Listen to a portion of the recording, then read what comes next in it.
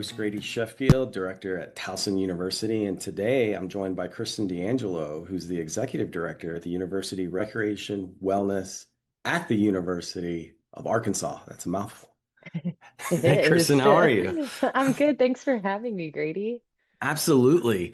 So I like to always tell the story of our guest, and I think you have somewhat of a unique story or a non-traditional story, if you will, and that's that you spent your entire professional career at the University of Arkansas, correct? Yeah, it is correct. Yeah. Even grad school, you went there for your GA. But Yes. before that, you were in Texas. Yes, I was. You were a Longhorn at UT Austin. Yep. Are you from Texas? Yeah, I'm from Dallas, born and raised. I would laugh if you talk to my Texas colleagues because I was like, I am coming back. I will be back. Oh, Texas pride runs a little strong at times, but thankfully I had some really great recommendations at Texas, went to a NERSA, met Arkansas staff, and was like, that'd be fun for 2 years. Came here and couldn't leave. And here I you would are. say that's like kind of the MO of Arkansas is if you get here, everyone's this is this like special place and you don't want to leave it. And I'm so fortunate I got the opportunity and said yes because my whole life is here now. Yeah. Yeah, that's awesome. So I just want to touch on this quickly because I think it's interesting. You at Texas, you were a government and Spanish major. Yeah. So how did you get introduced to campus rec? Oh yeah. So I wanted to go to law school. That was my track and but I loved sports, grew up playing sports, ended up on the club volleyball team, hanging out and then became a club president. Hung out in the offices pretty regularly because obviously we've got travel and if Chad McKenzie, he Oh is yeah. just a wonderful human. So then Yeah. you meet Jen and you meet Randall and you just meet these people that you don't understand as an undergrad that are building you in that subconscious way. Right. And so then Tom and Eric were like, hey, would you like to be a part of this committee for renovation and part of this advisory board? And then I came in one day and Eric was like, hey, do you have a second? And he goes, this could be your job. This is a job. And in that meeting, I was sitting there and being like, huh, I mean, it's all your job. That makes sense. And I obviously like it. And so that was spring of my senior year. I was applying to law school, took the LSAT, was ready. And they were like, let's go to NERSA. And went to NERSA, got a job offer. And I was like, it was 2009. So the market wasn't great at the time. And I was like, I'm going to go somewhere, get to do the thing I love and see what happens for 2 years. I said, let's do it. And so ended up in Arkansas a couple months later. So it was a really quick turnaround and I couldn't be more thankful for it. Could you imagine yourself being a lawyer right now? No, not really. No. Okay. There's parts of it, sure, that sound fun, but then I think about the parts I love about this job, being Yeah. around the students, the flexibility, and every day is different, and building something in students that was built in me, and how impactful it is for your entire life. Not that the legal field have a huge impact, but it's where I'm supposed to be. Yeah. Yeah. Your story is unique, but it's also very similar to, I think, a lot of us in the field of how our mentors or just people that we build a relationship with had so much influence on us to get us into the field. Many of us never thought we would end up in campus recreation, but here we are. My favorite is always the aha moment that I feel I hear from a lot of people. Like, I met this person, it's great, but they're like, oh, this is a job. Yeah. I just thought this was this cool person I like went and got to travel from, or they were my boss. And now it was like, oh, I could do that. Yeah, absolutely.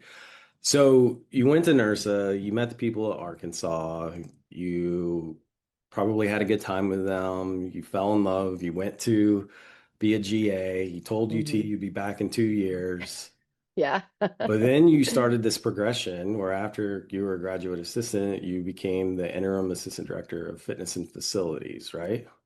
Yeah. So weirdly, in my GA ship, as in any rec department, there's fluctuations. And we were a smaller department at the time, and some of the office persons leaving. And I was like, I'll help out. that's cool. And then we might have an opportunity to build something in a renovation. I was like, that's really interesting to me, and just wasn't afraid to say, hey, that interests me. And then had the support of the department to say, let's lean in, and had some conversations, built some relationships at one point to say, I think we need an onboarding program for our GAs. We had 9 at the time, it was pretty large. And the director, Jeremy, at the time was like, show me what you can do, and Mm, just saw holes and asked for opportunities, but also was provided the support to feel the ability to do that. And so that jumped me right into a renovation for my first full-time job, which was wow. really fun and a great learning experience. But I just continued to show up and say yes, but also say yes with the, I might not know all the answers, but I'm gonna ask the questions, and I'm gonna give you Mm. everything I can to try to understand it. So you progressed all the way from interim to assistant director of facilities. Then you became a senior assistant director for a couple Hmm. years, associate director another couple years, director of facilities, and then you became the executive director about 2 years ago, a little over 2 years ago. Yeah, How, there's a cliche, right, in our field, in order to move up, you have to move out. Why didn't that pertain to you? that's a really great question. I think there were some opportunities to move out, but there's something special about Arkansas that I think there's also, we lose some. Moving out to get experiences diversifies us and allows us opportunities to grow. But I think you can also cultivate that in the space you're in if you're intentional. And I think Arkansas does a really great job of that because they see the benefit in institutional knowledge.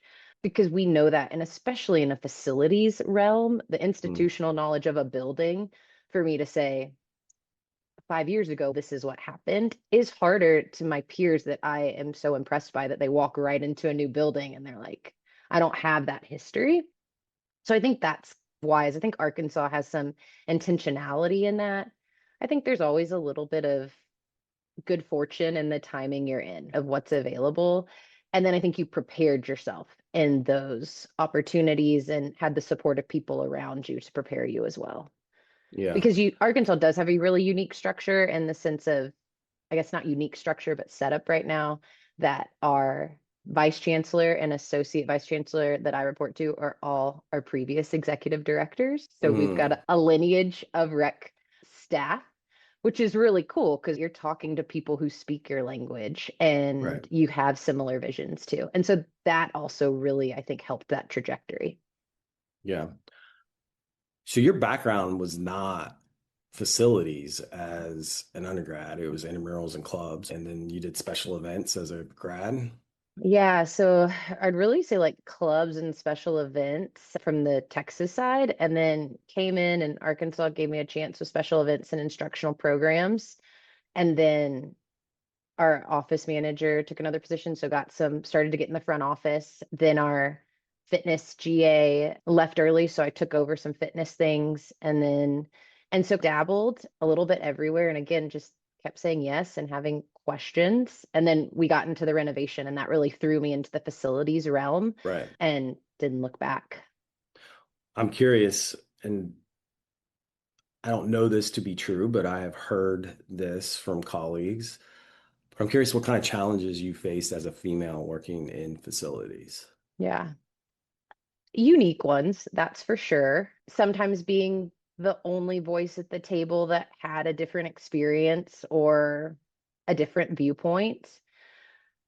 I was really lucky that I've had some great colleagues too along the way who listened, who didn't change how they saw due to gender, which is huge, right? That they were willing to either allow me to ask questions or to put value in the things I was saying. Definitely, I can't speak from the other side, but there's a piece of making sure you're coming to the table prepared. And there were some hard days, that's for sure, where you're trying to figure out what that means, and what that means of, is that person, or is there an opportunity for me to grow here? Did I come prepared and understanding? But what I really chalk it up to is that I'm going to always come into situations, I hope, where I need to grow. and learn new things. It's how I'm going to approach it. And I learned that with the people that maybe were having a hard time, when I could build a relationship and say, hey, not in front of a huge group, but I'm like, hey, I'm struggling to understand this plumbing issue and how it relates to the bigger piece. Can you help me understand? It built something of it was like, I'm just here learning. And I always feel when you come from a place of help me understand, I just want to listen. It it changes perspectives. Yeah, good point. What do you think's been the secret to your success as a leader? Ooh, that's a really great question in the sense of I don't know if I would classify me as successful. Oh, come If on. I think that there's a thing about obviously growing up as an athlete that I love the comparison of if you ask an athlete, like they're never satisfied, right? I could have done Sure. this better. I could have done that. So I'm very thankful for my opportunities and appreciative. But in terms of saying I'm successful, I, that's a harder one to probably wrap my brain around, if I'm really honest, because I'm pleasantly surprised, but also really thankful of the opportunities I have. But I like always looking and seeing where are my growth opportunities and where have I developed, but where there's always something that I could improve upon. And so that's maybe why it's hard for me to define it as successful. Yeah. What stands out that relates to those things?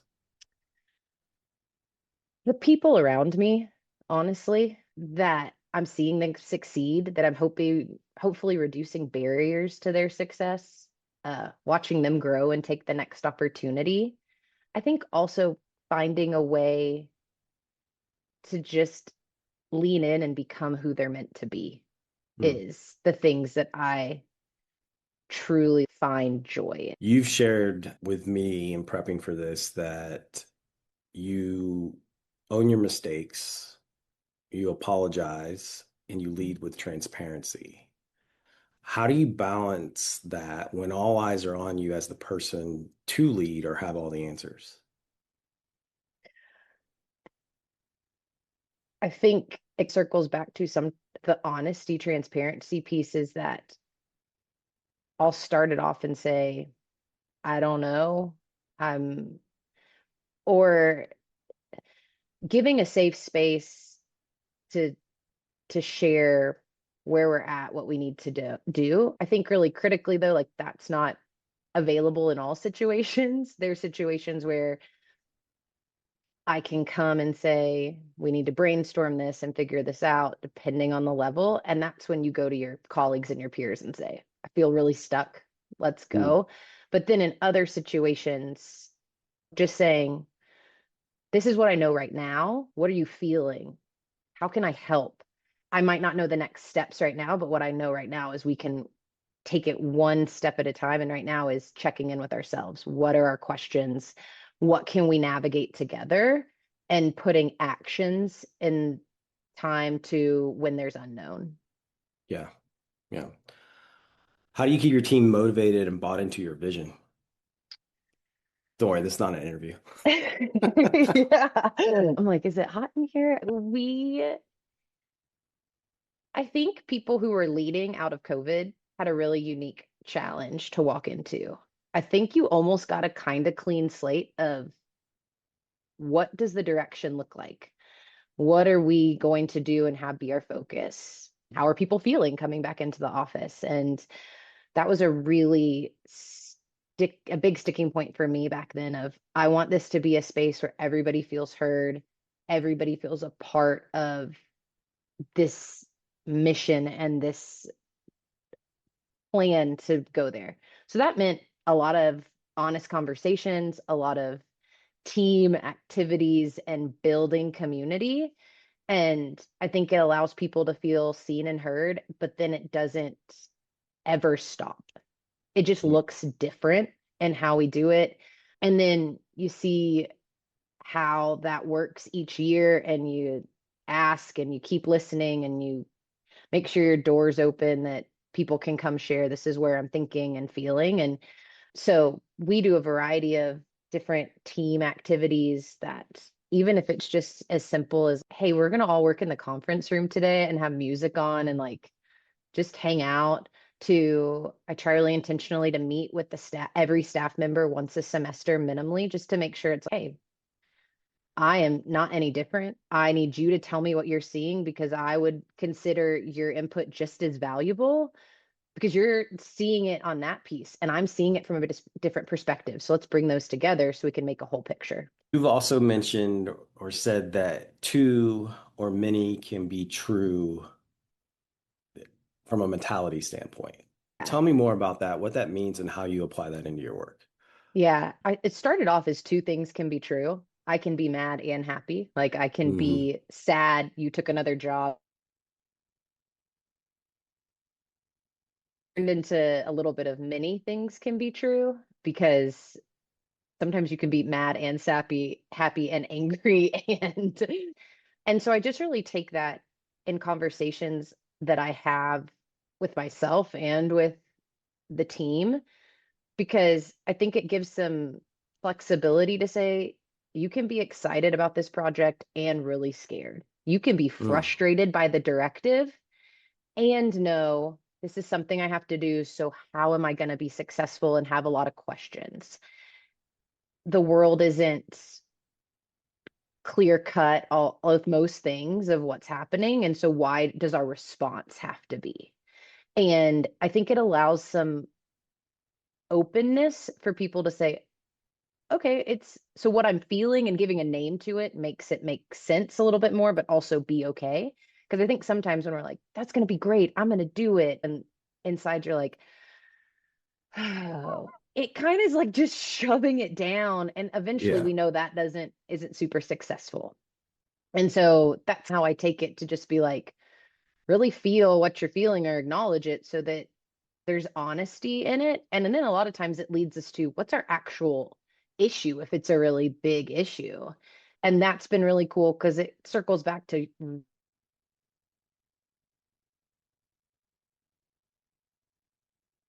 scared I'm going to fail. I don't know how to take the next step. The problem seems so big. I feel lost. But at first it's can be defensiveness or anger or frustration or fear. But and so it helps us navigate down to the actual actionable items. Yeah, I like that. I like the way that you put that. And it's almost being authentic with yourself about what you're feeling so that you can get to the place of where you want to be. Yeah. Yeah. So let's shift gears a little bit. Tell us what's happening at the University of Arkansas in your department that makes your team stand out. Yeah. We just finished a $23 million renovation Ooh. in our facility that we is our main recreation center. So that was a 15-month sped up process to really get and meet the needs of the students. And so we got to open that last fall and are seeing just the excitement that comes with that. So that's been really cool. What were the main features of the Features, expansions? we expanded fitness center space to 22,000 square feet. We were at 9, so added 13,000 square feet. It sounds crazy. I like to find joy in the little things, but we got windows. We didn't have windows in our fitness center. I've And been there. it's, yeah. Yeah. And anyone who has been there, our offices didn't have windows. I used to joke it could have snowed 10 inches and I'd have no idea. And it's so great in some ways to come from that because there's an appreciation for things that, you know, you have nice big doors or this is a facility standpoint, but we updated the stairwells with better lighting and handrails. And if I can't tell you, that's one of my happiest spaces, right? Just because it's an unlooked thing, but like those are things that I'm like, oh, there's so much to be grateful for. And so I'm so thankful for that. And yeah, the new bathrooms and you can see the pool and the new entries are also pretty and new. And Yeah. I love seeing our students excited about it. But Well, I impacts also, their well-being. Those little things impact their well-being for sure. yeah, I mean, we're up 30% in visits. Like Mhm. we're up in unique users. It's people are seeing it, they feel it. That's so cool to know something that you're a part of is successful. I think about that is it was really a huge team effort. When I say team effort, the whole staff helped move their physical desks from our old office, like up a hill, off trailers, upstairs, like into what was a dorm.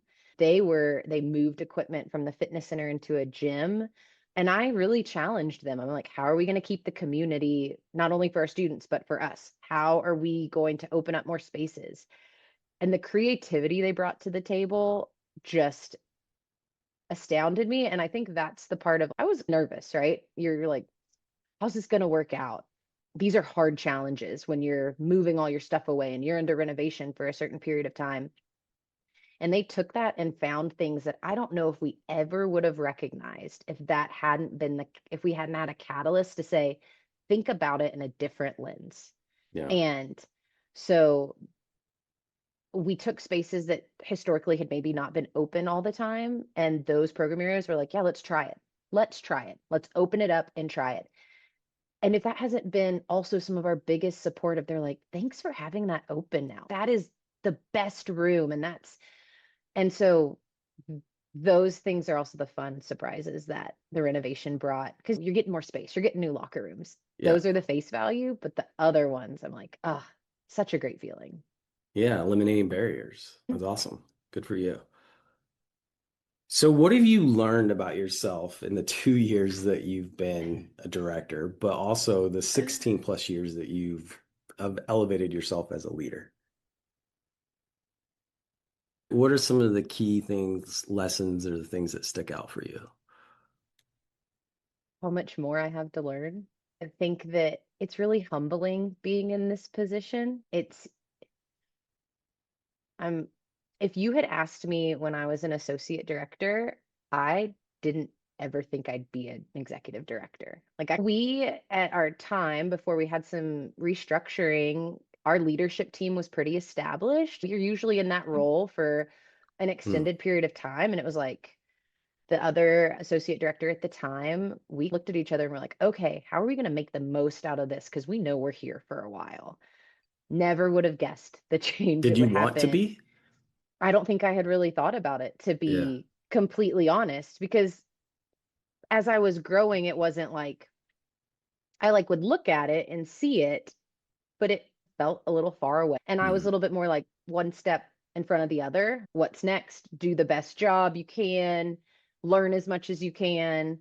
When you look at people who are there and to the point of why you have to move out or move up, it's that person's probably not leaving. So if I don't want to leave, I'm hanging out here.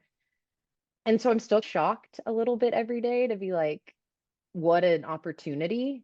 But I also think that like athletic mentality comes back into it of there's a lot still on the table, right? There is always, whether it's with the team, the building, myself, my knowledge, where do I want to keep pushing and growing? Because I don't want to become complacent. I think we talked about this a little bit. Apathy is the killer of dreams. Apathy is so dangerous for me. So I think I'm always trying to balance that neutral, like this is a good speed with how am I growing? What's next? So that the complacency doesn't hit. You say that doing this, it's not just a responsibility, it's a privilege. How does that play into your everyday? It makes it heavy sometimes, I would say. I think as if any of us really sit and think about the impact people had on us to get here, it's wow, like these people changed the trajectory of our life. Right. Like a lot of Yeah, you're not a people, lawyer, are you? no. But I think about it like I came here and I met my husband and I have a family and these friends in this community and it, it's not just flippant. And then I think we get hit with some heavy situations that you help students walk through that you're like, what a privilege, right? Like that these relationships, this space has become safe, that they feel included. That so I think that sticks with me a lot of just not forgetting what I'm thankful for and what an opportunity it is because I've really spent a lot of these 2 years working on framing because you can frame anything any sort of way, right? You can frame that was the worst day of my life. I made terrible decisions and I've definitely walked away from that. But I've also framed it as that gave me an opportunity to go back to that person and apologize. That Mhm. gave me a really big opportunity to say, "Ooh, I don't like that. I can change it," or "I'm not going to do that next time." It, and so it's not a perfect science, but it is the thing that kind of I think keeps me coming back to the table because I can always fix it in a way of you can respond and take ownership or make plans to do it differently the next time. And that's a pretty wonderful place to be to know you're always having an opportunity to grow. How easy is it for you to go back and take that opportunity to apologize? It gets easier every time you do it. It's a muscle, right?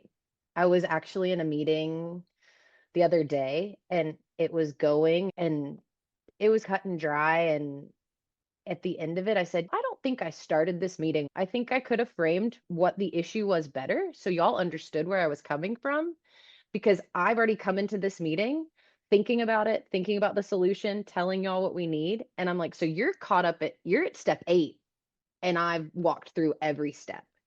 And there was just this moment that the staff were so wonderful and they said, "Hey, we were good, but thank you for saying that because now we see the whole picture." And I think as a lot of times as leaders, we can do that. We've planned it and solved it and are 10 steps ahead, but we jump in there and we don't walk everybody through what we've done so that they can catch up. The why. Yeah, the why. Yeah. Yeah. All right. So always try to end the session with some going back and telling yourself what you've learned, essentially, like what's behind the curtain of being a director.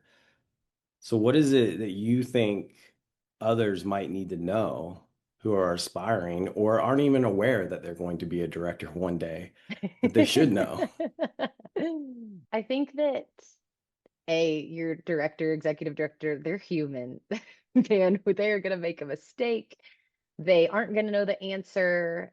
Life isn't perfect. I'd say this from a coaching lens, but also to some of the students who come in. Sometimes you learn more from a bad situation than a good.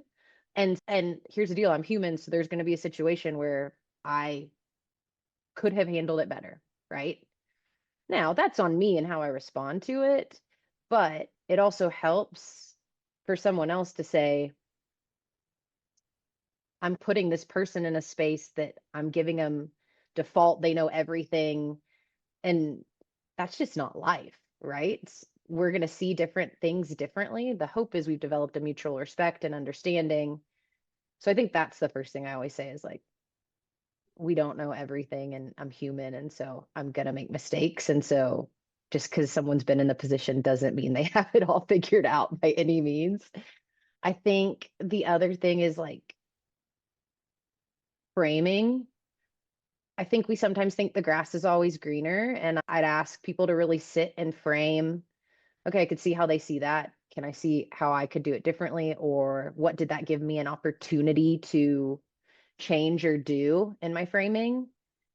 And then I think the other thing I'd say is it's never too late. It's never too late to go back and be like, hey, how I interacted with you on Friday is not how I hope. Hey, I missed that deadline and I just want to tell you I apologize. Because I think we sometimes shy away from the hard things, the hard conversations, the mistakes, but that's what makes us human.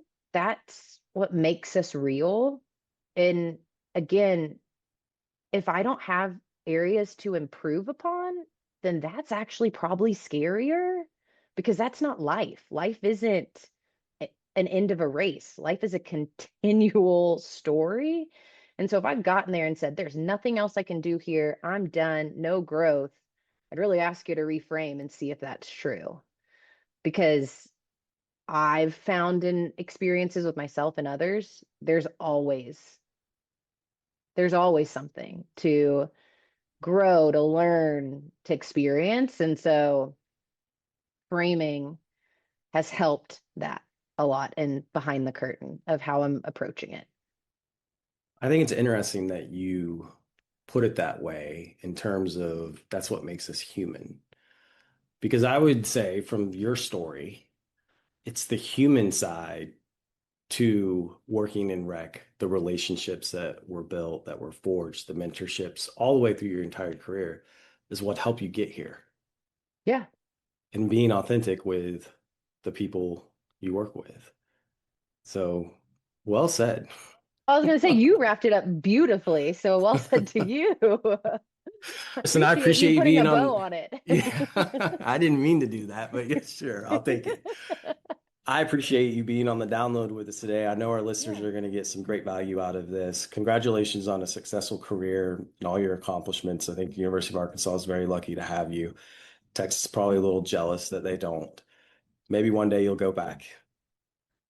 I never say never, man, but I love the Hogs and I'm thankful for the opportunity. And honestly, thanks, Grady, for giving me this opportunity. I've obviously been a listener and it's super fun to get to do this with you. So it's been a great time. Absolutely appreciate it. All right, everybody, that's it for this edition of the download. We'll see you next time. Have a good day.